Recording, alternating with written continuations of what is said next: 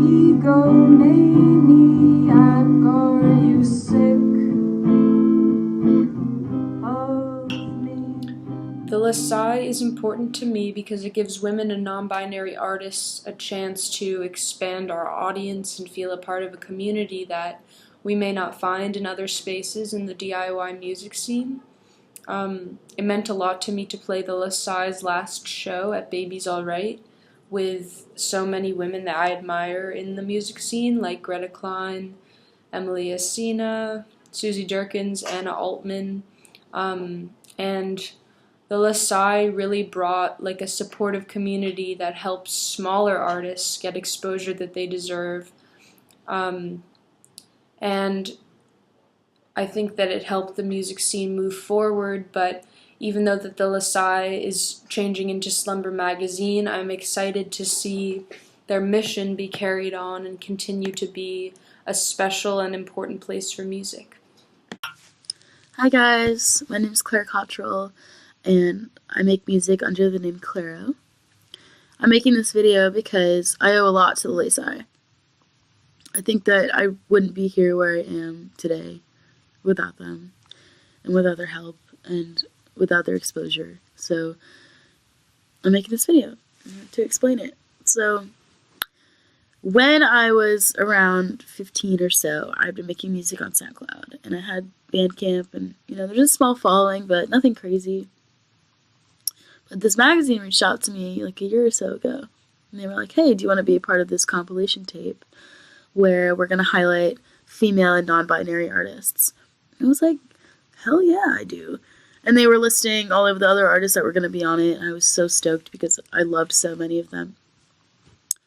And so I sat down there to do this song for the compilation tape.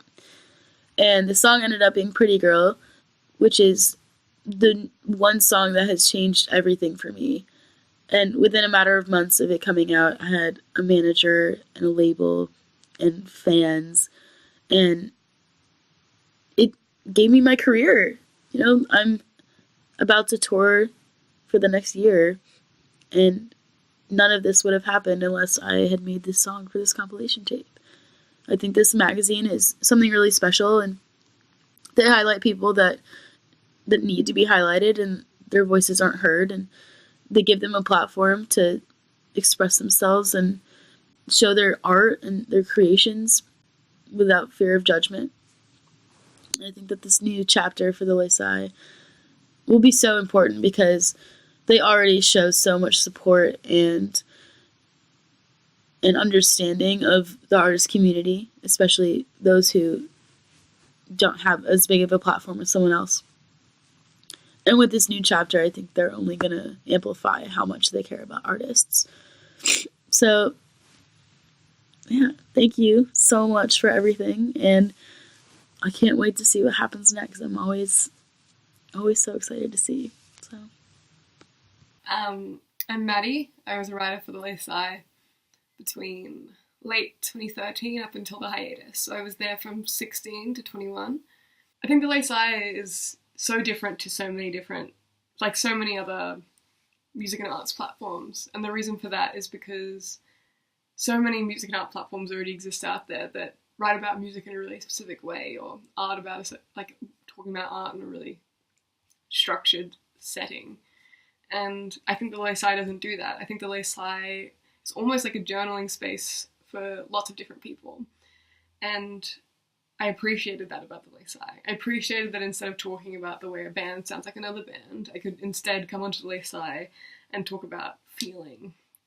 I could talk about how an EP reminded me of a certain memory or a certain moment in my life or a certain type of moment. Or I could talk about an album in the way that it reminded me of the color blue. And I appreciated that I could express myself so openly in that way. Like, you're more likely to connect with someone if you feel like you can be open with them.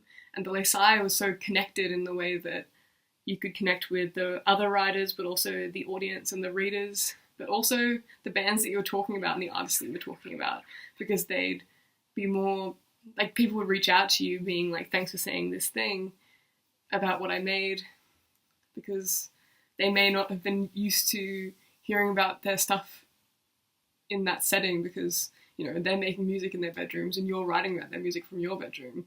And it was incredible to bridge the gap between, I guess, maker and recipient, or creator and reader.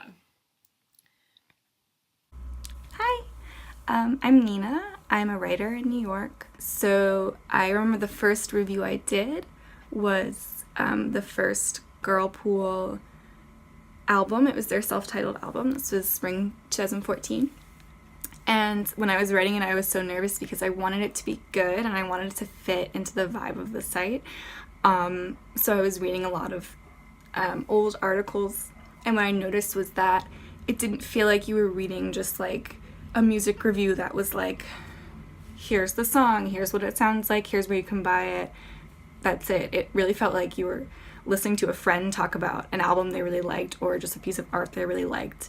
It almost felt like a conversation, which was really awesome because it helped build that sense of community and helped build that sense of, oh, this isn't just people who are writing to write. These are bands that they really care about, and these are artists, and these are people that they really want to promote. I just got to know so many different artists and people who I don't think I would have heard of if it wasn't for this site and my involvement and just keeping up with what they were posting about, and really just how involved and engaging everybody who wrote or even just read the site was. And it was just a really awesome community, and I'm happy that it's kind of being continued on with Slumber Mag. I am really excited for what they're going to bring and what the future is going to hold, and I think that it's just going to be more of uplifting other artists and other creators who really need it, especially now when there's so many different publications and different outlets, and you really want to find one that can really mean something, and I think that that is what this will be, and I'm really excited. Okay. Hi, I am Rachel Davies. I am a freelance writer and the former arts editor of the Lasai. I started writing for the Lasai when I was probably 17, but I started reading it when I was 15 or 16.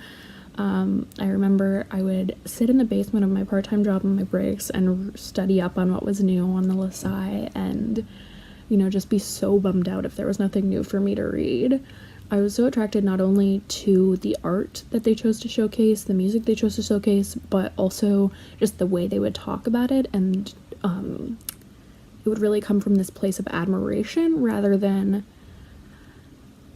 like just a purely critical standpoint. I can't think of a place that it has unified so many different local music scenes and brought that to so many people who weren't in those music scenes and really made it accessible in a way that I feel like it's really hard to access that now without a space like that.